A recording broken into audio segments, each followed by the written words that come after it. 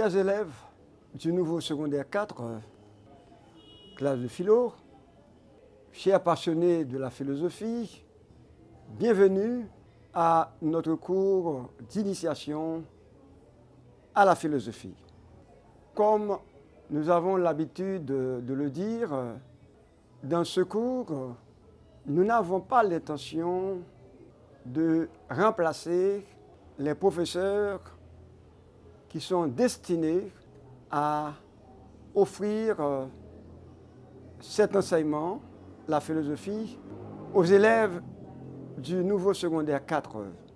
Notre cours est un appui. Par ce cours, nous voulons aider les étudiants à entrer davantage dans les cours de philosophie. Aujourd'hui, nous allons aborder un thème clé pour une meilleure compréhension de la philosophie. Il s'agit des origines de la philosophie. Quelles sont les origines de la philosophie? Et quand on parle des origines de la philosophie, il y a une question centrale qui doit nous habiter. Je dirais, c'est la question clé, la question fondamentale qui doit nous accompagner. Quelle est cette question? Pourquoi y a-t-il quelque chose plutôt que rien? Pourquoi y a-t-il quelque chose plutôt que rien? Et c'est cette question qui nous entraîne dans la voie de la philosophie. Pourquoi y a-t-il quelque chose plutôt que rien? Pourquoi ça nous l'a sur terre? Pourquoi y a-t-il quelque chose plutôt que rien? Il y a quelque chose qui est là. Il y a quelque chose qui est présent. Nous habitons une planète. Nous là. Il y a la nature. Vous avez les étoiles. Vous avez un environnement. Qui ça qui baille bagaille sa existence? Et pour qui ça bagaille ça exister? C'est là où elle a commencé. La philosophie a commencé. Et un commencement. Qu'est-ce qui est à l'origine de ce commencement? Là, ici, j'utilise deux mots. Il y a un commencement, origine. Qui genre la vie a commencé, côté la vie a sorti, pour qui ça gagne au monde, pour qui ça gagne planète Terre. Justement, c'est cette question qui va justifier l'existence de la philosophie, c'est pourquoi nous parlons d'origine de la philosophie. Et cette question, nous devons l'avouer, personne ne peut pas faire, ne doit pas faire l'économie de cette question. Pourquoi y a-t-il quelque chose plutôt que rien? Quelque chose existe. Et c'est pourquoi la philosophie, elle est présente toujours et partout, ou bien partout et toujours. Même si aujourd'hui nous allons parler de la Grèce, d'Athènes, on relate ce qui s'est passé en Grèce. Il y a certaines personnes qui vont tenter de répondre à cette question. Et dans l'histoire de la philosophie, ces personnes, ces premiers philosophes qui tentaient de répondre à cette question, on les appelle les pré-socratiques. Et là, j'ouvre une petite parenthèse pour vous inviter, ou encore pour inviter vos élèves, vos lycées, vos collèges, à acheter cet ouvrage qui, à mes yeux, présente une bonne histoire de la philosophie. Voici cet ouvrage. Vous pouvez demander aux directeurs d'école, surtout les écoles publiques, aux bibliothécaires des lycées, des collèges, d'avoir ce texte dans leur bibliothèque, Histoire de la philosophie, 60 fiches sur les grands philosophes de l'Antiquité à la philosophie contemporaine. Il y a même une introduction aux philosophies indiennes, chinoises, grecques et arabes. Je trouve cette partie importante. Voilà. Et là, vous avez un autre petit livre, La philosophie grecque. Un autre petit livre, La philosophie grecque. Maintenant, revenons à ce que nous avons appelé les pré-socratiques. Et les pré-socratiques vont essayer de donner une réponse à cette question, pourquoi y a-t-il quelque chose plutôt que rien? Parce que, en fait, la question centrale, ou encore la réalité première, c'est l'étonnement philosophique. Et cet étonnement philosophique a depuis toujours incité les hommes à philosopher et continue à le faire. C'est étonnement philosophique ça qui pourra faire les présocratiques demander répondre à une question ça. Et ou bien un ensemble d'auteurs. Vous avez d'abord un certain Thalès qui fut astronome et mathématicien. Pour lui, l'eau est le principe de la nature. Ces réponses, M. Bay, il a gardé pendant un étonnement parle. Pour lui-même, c'est de l'eau qui est le principe de la nature. C'est pourquoi, durant cette période, on parle de philosophie de la nature. Vous avez aussi une autre école, c'est l'école de Pythagore. Lui, il propose une théorie des nombres, Pythagore. Théorie des nombres conçue comme intervalle harmonique. Et pour eux, les pythagoriciens, ceux qui font partie de l'école de Pythagore, voient dans le nombre le principe du monde. Thalès, théorie de l'eau, les pythagoriciens voient dans le nombre, le principe du monde, aussi bien sur le plan matériel que sociétal. Outre Thalès de Milet, outre Pythagore, il y a eu aussi deux grandes figures qu'il faut impérativement retenir, deux grands présocratiques qu'il faut impérativement retenir leur nom et leur philosophie, leur manière de penser. Vous avez d'un côté Héraclite, lui, il propose une vision du monde basée sur la transformation incessante des choses. Il nous dit, on ne peut baigner deux fois dans le même fleuve. Retenez bien cette citation de Héraclite, ça peut même constituer une question d'examen. C'est dans cette logique que Héraclite, qui a vécu 540 à 480 avant Jésus-Christ, qu'il insiste sur le conflit et la lutte des contraires. Pour lui, le combat, la lutte, est le père de toutes choses. Pour lui-même, excusez, barrière a bougé. Ça qui est important, barrière a bougé, barrière a changé. Changement est toujours possible. C'est Héraclite. Mais après Héraclite là, après il y a l'autre monde qui est extrêmement important parmi présocratiques. Son monde, il y aurait les Parménides. Pour lui-même, Parménide, retenez bien le nom, même l'orthographe, P-A-R-M-E, accent aigu, N-I-2-E, et qui vivent de 515 à 450, avant Jésus-Christ, bien entendu. C'est pour ça qu'on nous dit 515 à 450, il y a pas avant, c'est vrai Jésus-Christ. Pour lui-même, ça qui est important, c'est bagaille qui n'a pas changé, qui est immobile. Donc, qu'est-ce qu'il va nous dire? L'être est, et le non-être n'est pas. L'être est, le non-être n'est pas.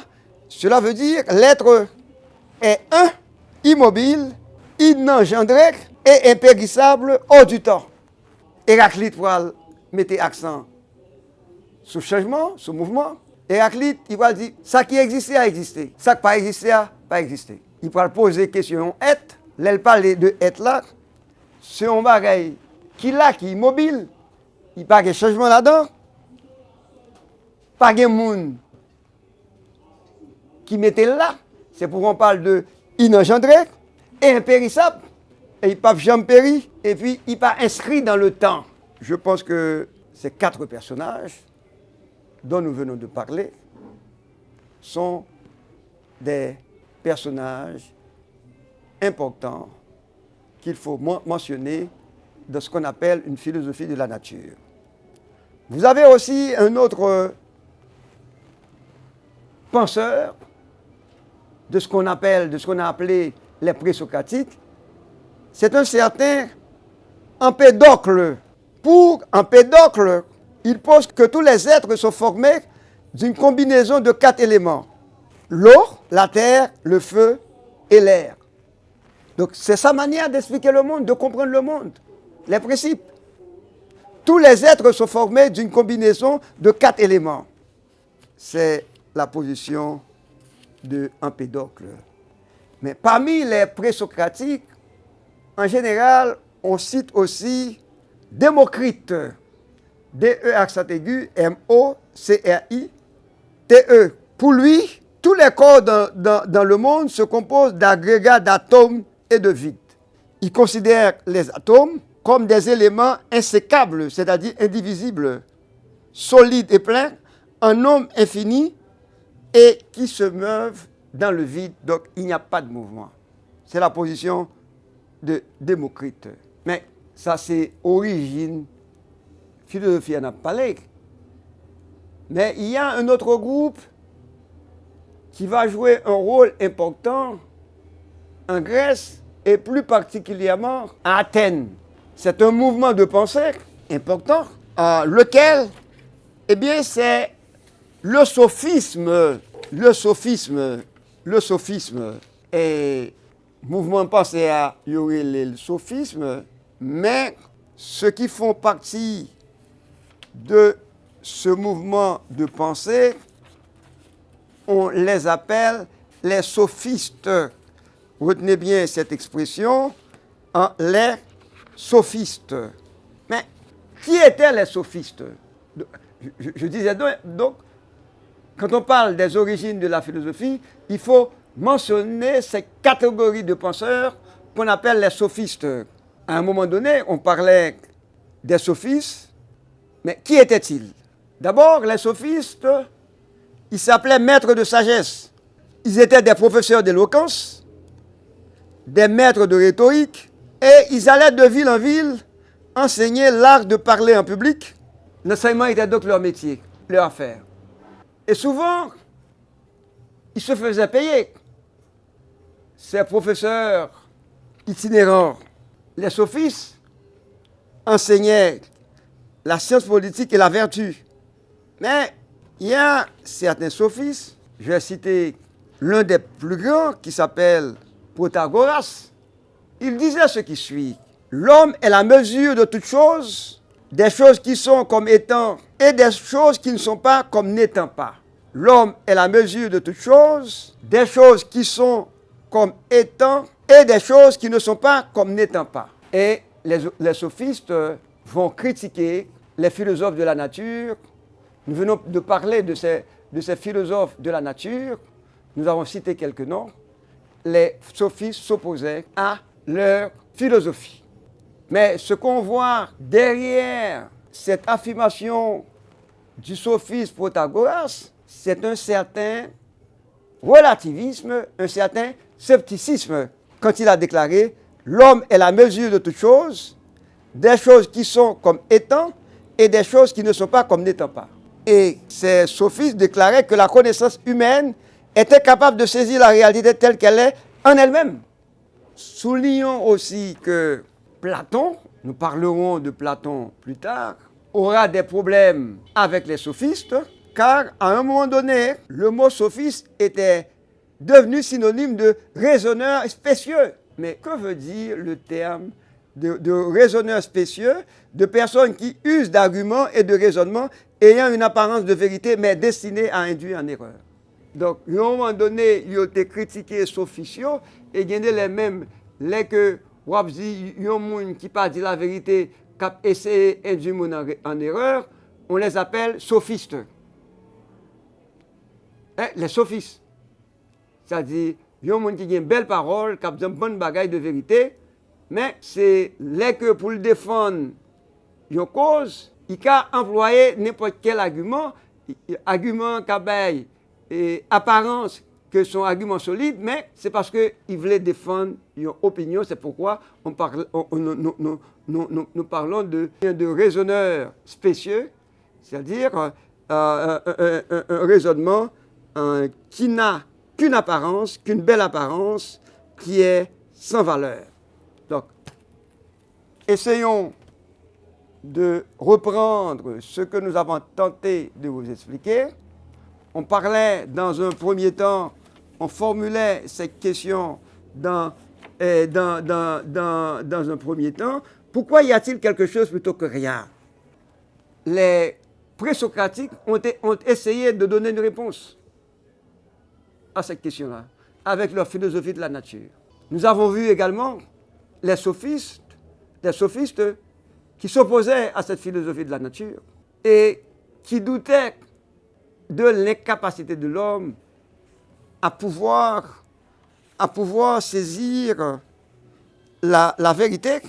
Ces professeurs itinérants, ces professeurs d'éloquence, maîtres de rhétorique, qui allaient enseigner l'art de parler de ville en ville. Donc, là, c'est apprendre le monde à parler. Il faut utiliser le langage. Qu'on parle, et puis essayer de convaincre, séduire le monde dans bon parler. Ce sont de grands professeurs d'éloquence, de rhétorique, la sophiste. Mais ce que nous devons retenir pour parler des origines de la philosophie, c'est la question de l'étonnement. C'est par l'étonnement qu'on entre dans le monde de la philosophie. C'est par le doute, c'est par l'étonnement, c'est par le questionnement, c'est par l'examen critique qu'on entre dans la philosophie. On entre également dans la philosophie par le biais des situations limites. Et qu'est-ce que nous entendons par situation limite? Important. Retenez bien cette expression, situation limite, situation. Vous écrivez situation avec un tiret et vous ajoutez limite. Situation limite, et c'est ça qui va entrer dans la philosophie à tout. L'homme est situé quelque part, dans un endroit, dans un temps. Et l'homme est exposé à certaines situations. Lesquelles? L'homme constate qu'il va mourir, la mort. La mort comme situation limite. L'homme constate qu'il souffre, les souffrances comme situation limite. L'homme prend conscience de sa culpabilité, situation limite. Et question situation limite, ça, ces situations limites portent l'homme à réfléchir sur son existence. Ces situations limites portent l'homme à réfléchir sur son existence et sur le sens qu'il peut donner à la vie. Par exemple, qui a choisi son lieu de naissance? Qui a choisi ses parents? Qui a choisi son lieu de naissance? Et l'homme n'échappe pas à ces situations limites. Qui qui choisit, c'est haïtien pour le dire. Qui choisit, qui dit tête li, pas de problème, moi-même, je veux grimaud. Qui choisit, moi-même, dans une tête graine, ou bien dans un cheveux sirop. Qui choisit, dit moi-même, c'est aux États-Unis que je veux faire. C'est à Paris que je veux faire. C'est à Washington, c'est à Montréal, c'est Tokyo. Et c'est pourquoi, à un moment donné, nous allons parler de la liberté. Mon qui a choisi, tenant compte de la réalité haïtienne, on fuit Haïti. Et là encore, vous allez avoir des problèmes ces derniers temps avec l'actuel président américain. Tes parents pourraient bien choisir pour toi. Ils pourraient l'accoucher aux États-Unis. Vous allez prendre naissance aux États-Unis. Mais là encore, ce sont tes parents qui ont choisi pour toi. Ce n'est pas toi qui as choisi. Il a voulu préparer pour toi un avenir radieux. Donc, il y a ce qu'on appelle des situations limites. Il y a des choses pas choisi. Maintenant, face à ces situations limites, que doit faire l'homme? Et ces situations limites donnent lieu aussi à la philosophie. C'est à partir de cette situation, à partir de cet étonnement, c'est l'étonnement qui va donner naissance à la philosophie. Et en ce sens, tout peuple, dans tout pays, dans tout pays, on peut rencontrer des hommes et des femmes qui s'intéressent à la philosophie. Bref, chaque pays doit avoir ses philosophes, des hommes et des femmes qui pensent, qui s'interrogent sur le sens de leur existence, sur le sens, sur leur histoire personnelle et l'histoire nationale ou internationale. Merci.